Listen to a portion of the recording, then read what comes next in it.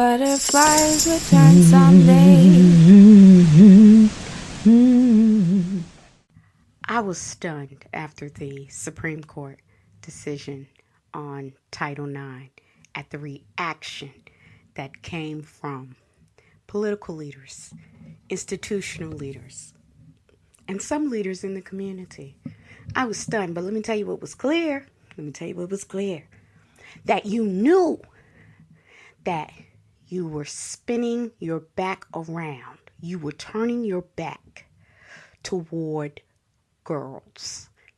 You knew they were girls. You just wouldn't say that girls were impacted by this, not only this case, but had been impacted for years now. Even though you wouldn't say it. That was so rude. The rudeness of that. You won't even speak and say girls. You won't even say it. Since I was a kid, I've been in charge of keeping kids. And you may have a situation where a bunch of them run up to you and they all have a complaint that or something that has to be resolved, right? And at no time do you spin around and turn your back on one or group, not say their name, not acknowledge them, not acknowledge what's going on with them so that you can pour on your thoughts, your sympathies, what have you, on the other group. The cruelty.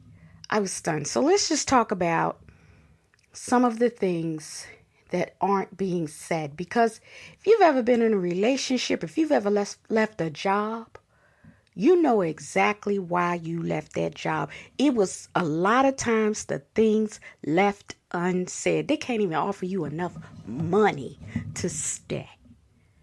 There are some things being left unsaid, and sometimes it's the things that are left unsaid that are the most insulting. So in short, you can go to our site, We Survive Abuse, because I got to give you some foundation here. In short, our Supreme Court here in the United States decided that ultimately boys will have to play with boys and girls will have to play, with girls. There was a time when these things weren't protected for the girls. And so there was legislation put forth that said, hey, there's some benefit, a lot of benefit to putting these things forth for the girls and putting this in place. Girls benefit.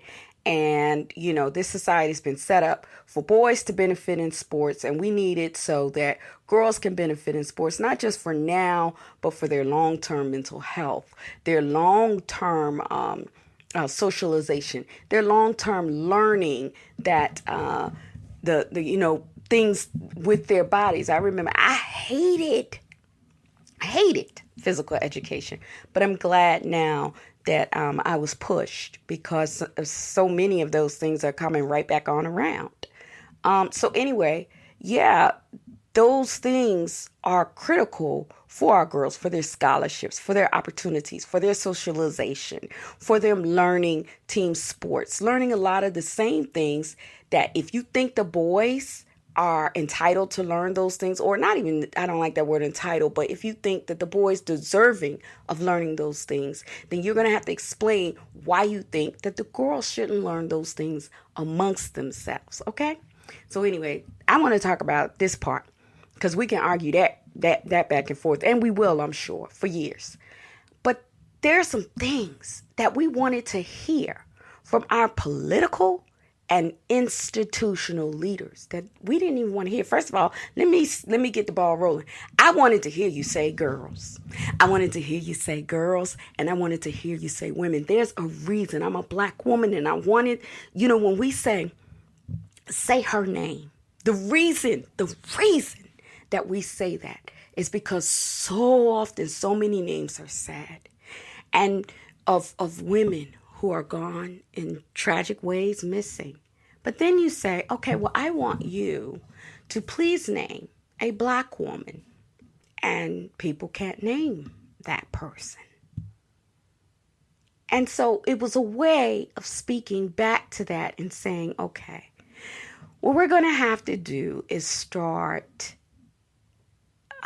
teaching, if you will, folks to learn some of these names as if these people too are important. So it is here. You can take that any kind of way you want to. But saying girls and saying women, even if you're a girl, even if you're a woman, says, I see you, I recognize you, you're important. So that's number one, actually. So it's going to be 26. Number one, women and girls have number two, women and girls have a right to safety without having to apologize for needing boundaries. Number three, female-only spaces, those are not hateful. That's all we asked for. Let me point that out. That's all we asked for, right? Meanwhile, when men in this country get fearful, all of a sudden they start upgrading gun laws and they get access to more and more guns because we don't say the word fear, but it's fear. We never say it, but it's fear. Meanwhile, women ask for female-only spaces and we can't get it, and we're called hateful. These spaces exist because women and girls have very real safety needs, first of all, and second of all, and equally, privacy needs.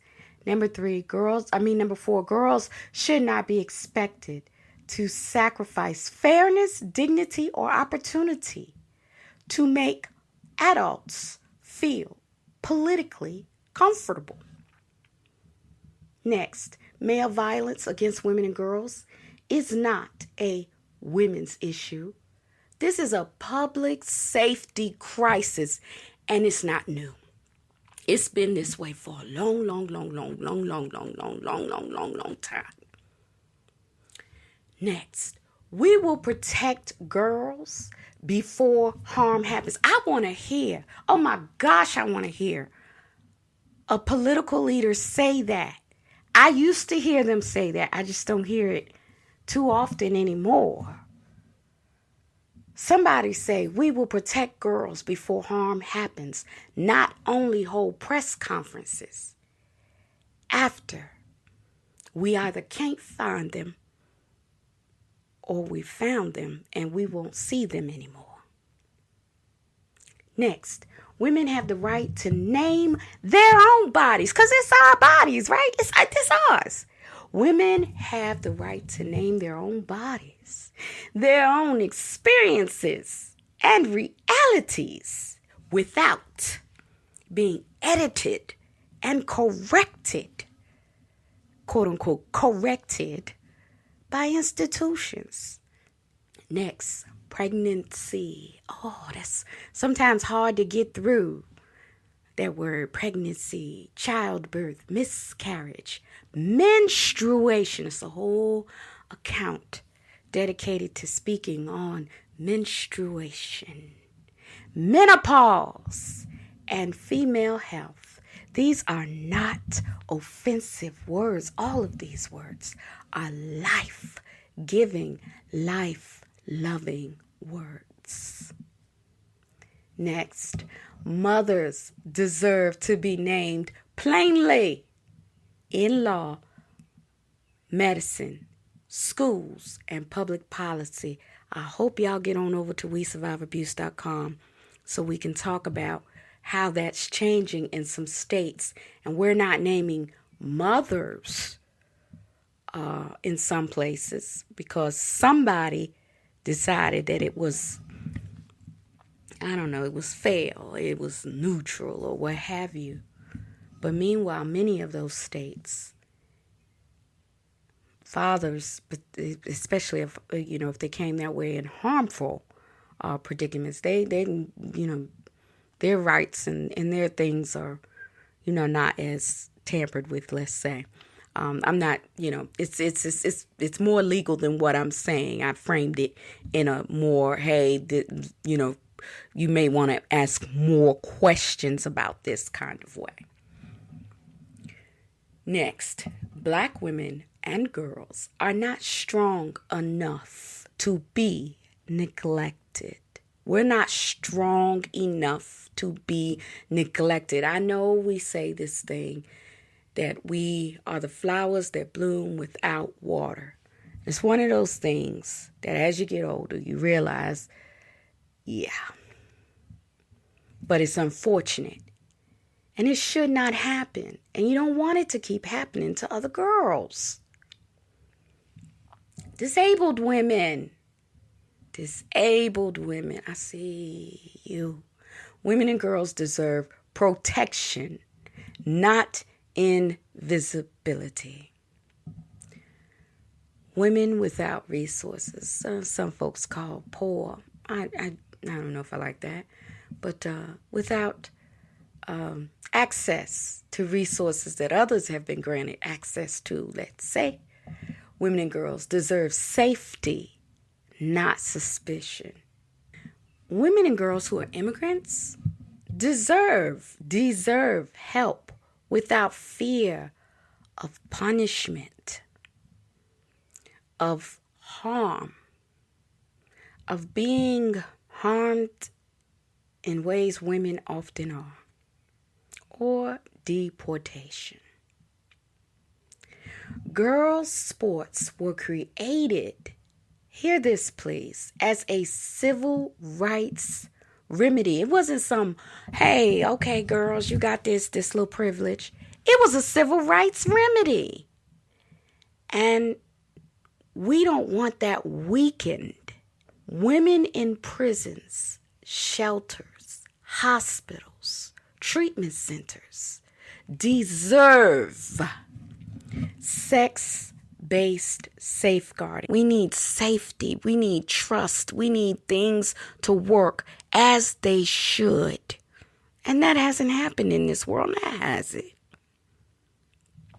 Rape victims should never be billed into deeper suffering. I wish an institution would stand up and say that. Domestic violence survivors should not have to co-parent with terror. Stalking is not romance, drama, or private relationship matter. That's dangerous. Online abuse of women and girls, that's real violence, especially when it threatens safety, livelihood, privacy, and peace. I want somebody to say, I haven't heard a political leader stand up and say this in a long time. We will fund rape crisis centers, shelters. We will fund legal aid. We will fund trauma care.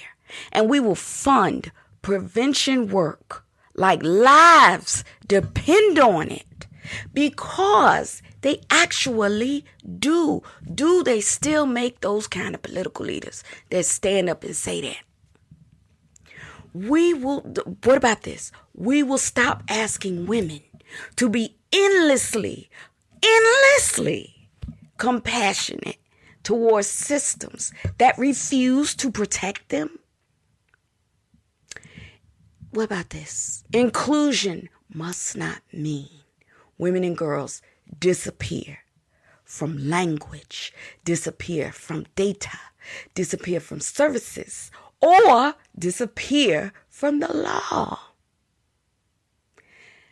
Can someone stand up and say, if a policy harms girls, we will say so, even when it's politically inconvenient? How about we will listen to women before the lawsuit, before the headline, definitely before the funeral, right? Can someone say, women and girls are not a special interest group?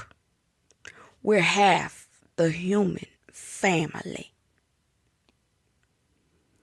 And I hope that I'm still here with y'all. I'm not even old, but I hope I'm here with y'all, because I hope this start happening soon. That my final one, someone will say, we will not build a future,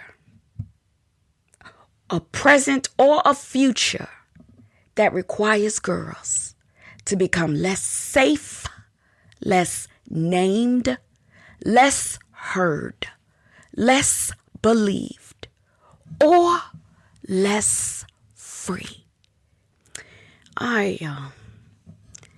Thanks for listening, and keep encouraging your leaders to say the things that need to be said, that must be said, to stop going quiet every single time. Every single time. And making smiling videos about, other people being allegedly hateful. Or saying, you come for us, you come for all. Who are you talking about? We need people that's going to stand up and unite. See women and girls, see us as beautiful as we are. And do what's right. All right, thanks for listening.